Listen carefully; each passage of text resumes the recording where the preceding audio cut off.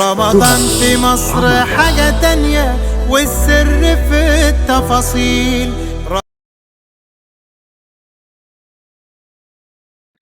السلام عليكم ورحمة الله وبركاته. بسم الله الرحمن الرحيم. الحمد لله رب العالمين والصلاة والسلام على رسوله الكريم أما بعد. শ্রদ্ধেয় সুপ্রিয় দিনী ভাই ও বোনেরা, আপনাদের সকলকে জানাই তোহাফুর রমজানের পক্ষ থেকে আন্তরিক শুভেচ্ছা ও অভিনন্দন। সুপ্রিয় দিনী ভাই ও বোনেরা, আজকেও কারণবশত আমাদের আলোচক উপস্থিত হতে পারেন নাই। আল্লাহ তাআলা তাকে সুস্থ রাখুক এবং তাকে দীর্ঘজীবী করুক, আমিন। তো আমি সংক্ষিপ্তভাবে আজকের যে আলোচনার বিষয় রয়েছে তা নিয়ে আলোচনা করব ইনশাআল্লাহ। তো আমরা আজকের আলোচনার বিষয় আমরা আগে থেকে জেনে রয়েছি, সেটা হলো যে রাসূল সাল্লাল্লাহু আলাইহি ওয়াসাল্লাম তাফসীর কিরকম ভাবে করতেন বা রাসূল সাল্লাল্লাহু আলাইহি ওয়াসাল্লামের সময়ে তাফসীর কিরকম ভাবে হতো। আমরা জেনেছি গত পর্বে যে তাফসীরের ইতিহাস, তাফসীর কোন সময় থেকে শুরু হয়েছে এবং তার পর্যায়গুলো সংক্ষিপ্তভাবে জেনেছি। তো আজকে হালকা বিস্তারিতভাবে রাসূল সাল্লাল্লাহু আলাইহি ওয়াসাল্লাম যে তাফসীর করে গেছেন, কিরকম ভাবে তাফসীর করেছেন, কেন করেছেন, তা নিয়ে হালকা আলোচনা করব ইনশাআল্লাহ। তো সর্বপ্রথম আমরা যদি দেখি যে রাসূল সাল্লাল্লাহু আলাইহি ওয়াসাল্লাম যে তাফসীর করেছেন, তাফসীরের প্রধানত দুটো ভাগ রয়েছে। প্রধানত দুটো ভাগ। এক হচ্ছে রাসূল সাল্লাল্লাহু আলাইহি ওয়াসাল্লাম কোরআনের তাফসীর কোরআন দিয়ে করেছেন, অথবা কোরআনের তাফসীর নিজের সুন্নতের দ্বারা করেছেন। কি বললাম? কোরআনের তাফসীর কোরআনের দ্বারা করেছে, অথবা কোরআনের তাফসীর সুন্নতের দ্বারা করেছেন। যেমন কোরআনের তাফসীর কোরআনের দ্বারা করেছে, আমরা জেনেছি এর আগে, যেমন জুলম আয়াতের মধ্যে যে জুলম এর ব্যাখ্যা সাহাবায়ে কেরাম যখন বুঝতে পারছিলেন না, তখন আল্লাহ রাসূল সাল্লাল্লাহু আলাইহি ওয়াসাল্লাম কি করলেন, সেই জুলমটাকে বিশ্লেষণ করার জন্য অন্য আরেকটি আয়াত নিয়ে আসলেন। সেটা কি? ইন্না শিরকা লাযুলমুন আযীম, যে শিরক হলো বড় অত্যাচার। অর্থাৎ জুলুম বলতে আমাদেরকে বোঝানো হচ্ছে সেটা হলো শিরক। এটা আমরা বুঝতে পারলাম যে রাসূল সাল্লাল্লাহু আলাইহি ওয়াসাল্লাম কোরআনের দ্বারা তাফসীর করেছে। এখন আসে রাসূল সাল্লাল্লাহু আলাইহি ওয়াসাল্লামের সুন্নতের দ্বারা তাফসীর। আসলে সুন্নত কি? যখনই এই প্রশ্নটা আসবে তখন আমাদেরকে উত্তর জানতে হবে যে সুন্নত হলো অ্যাকচুয়ালি রাসূল সাল্লাল্লাহু আলাইহি সাল্লামের কথা, রাসূল সাল্লাল্লাহু আলাইহি সাল্লামের কর্ম এবং রাসূল সাল্লাল্লাহু আলাইহি সাল্লামের সমর্থন। কি বললাম? এই তিনটে জিনিসের নামই হলো সুন্নত। ভালো করে বুঝুন। রাসূল সাল্লাল্লাহু আলাইহি সাল্লামের কথা, রাসূল সাল্লাল্লাহু আলাইহি সাল্লামের কর্ম এবং রাসূল সাল্লাল্লাহু আলাইহি সাল্লামের সমর্থন, এই তিনটে দিয়েই রাসূল সাল্লাল্লাহু আলাইহি সাল্লামের সুন্নত জানা যায় বা সুন্নত বোঝা যায়। তো এই তিনটের দ্বারা রাসূল সাল্লাল্লাহু আলাইহি ওয়াসাল্লাম কি করেছেন? কোরআনের তাফসীর করেছেন। আমি ধাপে ধাপে আপনাদেরকে সংক্ষিপ্তভাবে বলবো ইনশাআল্লাহ। তো সর্বপ্রথম আসি রাসূল সাল্লাল্লাহু আলাইহি সাল্লামের কথার মাধ্যমে, কওলের মাধ্যমে কোরআনের তাফসীর। যদি রাসূল সাল্লাল্লাহু আলাইহি সাল্লামের কথার মাধ্যমে দেখি আমরা, তাহলে কোরআনের তাফসীর কোরআনের দ্বারা যে রাসূল সাল্লাল্লাহু আলাইহি সাল্লাম করছেন, সেটাও একটা রাসূল সাল্লাল্লাহু আলাইহি সাল্লাম কথার দ্বারা বলে এখান দিকে দিয়ে এখানে বোঝাচ্ছেন, সেটা কথার মাধ্যমে হয়ে গেল। তাহলে রাসূল সাল্লাল্লাহু আলাইহি সাল্লামের দ্বারা যে কথার দ্বারা হলো, সেটা আমরা সংক্ষেপে জানলাম। আরো একটা বিষয়, এবার কথার দ্বারা বিভিন্ন প্রকার আরো হতে পারে। যেমন কোন নির্দিষ্ট বা অনির্দিষ্ট আয়াত রয়েছে, তাকে নির্দিষ্ট করার জন্য রাসূল সাল্লাল্লাহু আলাইহি সাল্লাম বলেছেন। যেমন আল্লাহ তাআলা, আল্লাহ রাসূল সাল্লাল্লাহু আলাইহি সাল্লাম ব্যাখ্যা করেন যে ওয়া ইনদাহু মাফাতিহুল গায়ব। আল্লাহ তাআলা কি বলেন নিজের ব্যাপারে? যে তার কাছে কি রয়েছে? মাফাতিহুল গায়ব, অর্থাৎ গায়েবের খবর রয়েছে। এবার গায়েবের খবর কি? আল্লাহ রাসূল সাল্লাল্লাহু আলাইহি সাল্লাম সেটা বিস্তারিত করে দিচ্ছেন। সেটা হলো 5টা জিনিস। সেটা হলো 5টা জিনিস। যদি দেখি আমরা সে 5টা জিনিস কি কি পাবো? 1 নম্বর, যে কিয়ামত কখন সংগঠিত হবে। কিয়ামত কখন সংগঠিত হবে। 2য় নম্বর, যে আমরা কি কামাই করব, ইনকাম করব আগামীকালকে। 3 নম্বর, আমরা কখন মৃত্যুবরণ করব। 4 নম্বর, বৃষ্টি কখন হবে অ্যাকচুয়ালি। 5 নম্বর, যে মায়ের গর্ভে অ্যাকচুয়ালি সন্তান কি রয়েছে।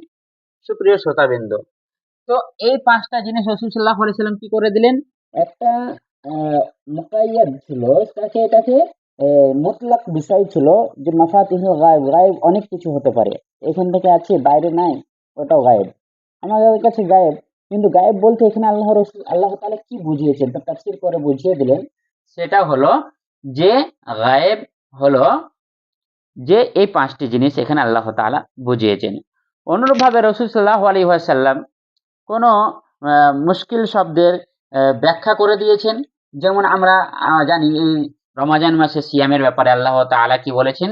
সূরা বাকারার মধ্যে বলেছেন যে তোমরা আল খাইতুল আবিয়াদু মিনাল খাইতিল আসওয়াদি মিন ফাজর। তো খাইতুল আবিয়াদ আর খাইতুল আসওয়াদ কাকে বলা হয়েছে আসলে? রাসূল সাল্লাল্লাহু আলাইহি সাল্লাম এটার উদাহরণ দিয়ে বুঝিয়ে দিয়েছেন যে এটা হলো যে খাইতুল আবিয়াদ, আবিয়াজ মানে হলো সাদা, খাইত মানে হলো ধাগা, সাদা ধাগা আর কালো ধাগা। যখন কালো ধাগা থেকে সাদা ধাগা বেরিয়ে আসবে তখন থেকে তোমরা কি করবে? সিয়াম পালন করতে থাকবে। এর অর্থ কি? তো কালো ধাগা বলতে রাতের অন্ধকারকে বোঝানো হয়েছে, আর সাদা ধাগা বলতে দিনের আলোকে বোঝানো হয়েছে। তো দিনের সাফেদি দিনের সাদা মাটা আর রাতের কালো মেটা যখন এ থেকে বেরিয়ে আসবে, কালো মেটা থেকে রাতের অন্ধকার থেকে, তখন সেটা হবে সিয়াম। তখন থেকে তোমরা সিয়াম রাখতে শুরু করে দেবে। তাহলে আমরা বুঝতে পারলাম অনুরূপভাবে। তো আরো যদি দেখি, রাসূল সাল্লাল্লাহু আলাইহি সাল্লাম এরকম অনেক কথার মাধ্যমে তাফসীর করে রেখেছেন যেগুলো আমাদের জন্য জানা বা আমাদের জন্য বোঝা দরকার রয়েছে। অনুরূপভাবে আমরা যদি দেখি আরো কোনো আয়াত রয়েছে, যেমন এই কেউ যদি হজ করতে যায়, হজ করতে গিয়ে যদি তার রোগাক্রান্ত হয়ে যায় বা সে কোনো ব্যাধায় আটকে যায়, তাহলে সে তখন কি করবে? তো তার ব্যাপারে আল্লাহ তাআলা যখন কোরআনের মধ্যে কি বলছেন? ফাফিদিয়াতুম মিন সিয়ামিন আও সাদাকাতিন আও নুসক। তাহলে কি করবে সে?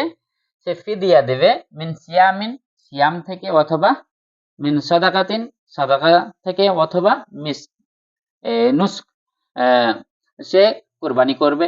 তাহলে এখানে আয়াতের মধ্যে কিন্তু যে কতটুকুন ফিদিয়া দিবে, কি ফিদিয়া দিবে বা কি, এটা কিন্তু বিস্তারিত নেই। তো রাসূল সাল্লাল্লাহু আলাইহি সাল্লাম সেটাকে কি করে দিচ্ছেন? বিস্তারিত করে দিচ্ছেন, তাফসীর করছেন কিভাবে?